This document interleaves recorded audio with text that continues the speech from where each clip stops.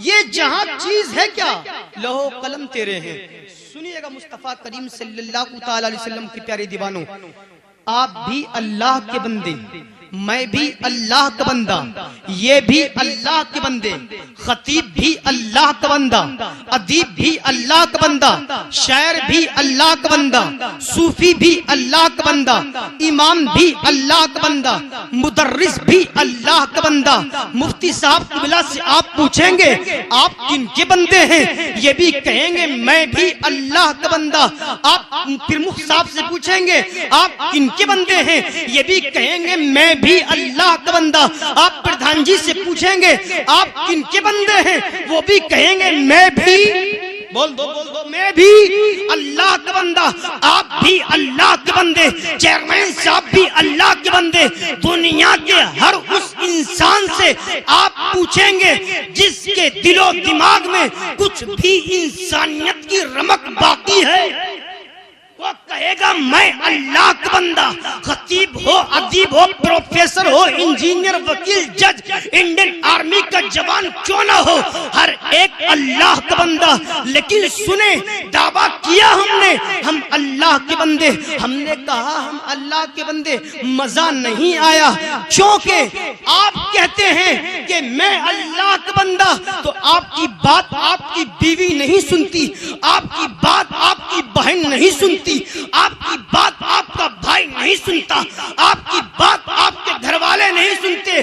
وہ پروردگار کہہ دے کہ یہ میرا بندہ ہے تو سنیں، جس کو کہا یہ میرا بندہ ہے وہ زمین سے بیٹھ کر آسمان میں نکلنے والے چاند کی طرف جب اشارہ کرتا ہے تو آسمان میں نکلنے والا چاند دو ٹکڑوں میں بٹتا نظر آتا ہے۔ نعرہ تکبیر، نعرہ رسالت، مسلک اعلی حضرت علماء اہل سنت، سبحان اللہ۔ جس کو اللہ نے کہا یہ میرا بندہ ہے وہ آسمان میں نکلنے والے سورج کی طرف اشارہ کرے، سورج پلٹ کر کے واپس آ جائے۔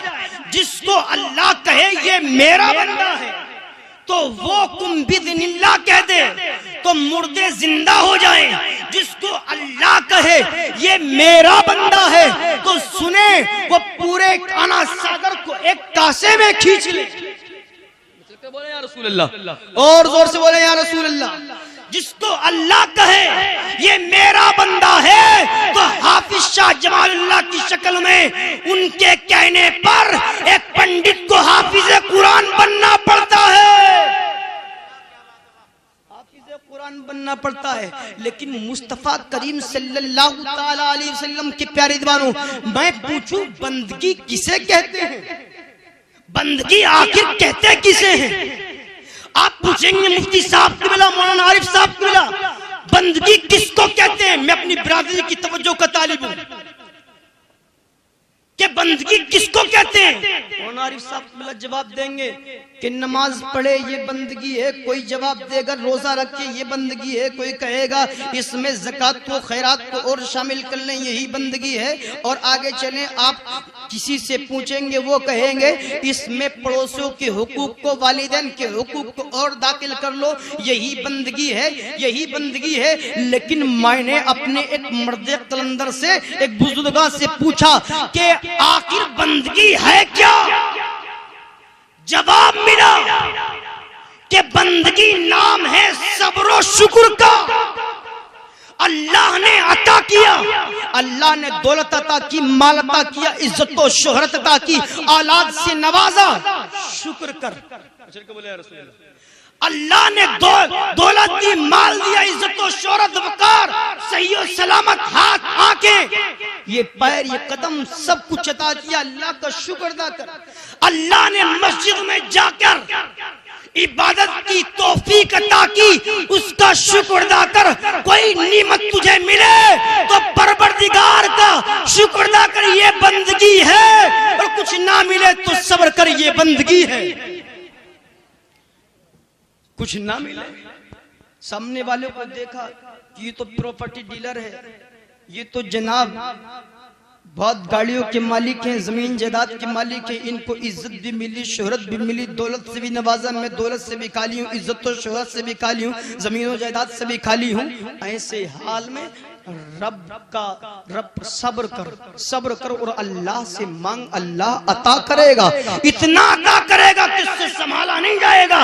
لیکن اللہ آج عطا کرے، اگر کسی کو عزت و شہرت سے نواز دے، کسی کو اگر مال و دولت سے نواز دے، کسی کو اگر اولاد سے نواز دے، وہ گھمنڈ کے مارے پھٹا جا رہا ہے، تکبر کے مارے پھٹا جا رہا ہے، گھمنڈ کر رہا ہے گھمنڈ۔ سنیے گا، اگر اللہ نے عطا کیا ہے گھمنڈ مت کر، تکبر مت کر، کیونکہ جس نے گھمنڈ کیا وہ نمرود مٹ گیا، قارون مٹ گیا، شداد مٹ گیا، فرعون مٹ گیا، بچنے والا وہ بھی نہیں جو آج گھمنڈ کرتا ہے، جو سب کچھ ہونے کے بعد بھی، عزت و شہرت مال و دولت ہونے کے بعد بھی زندگی سر نیچے کر کے گزار دی۔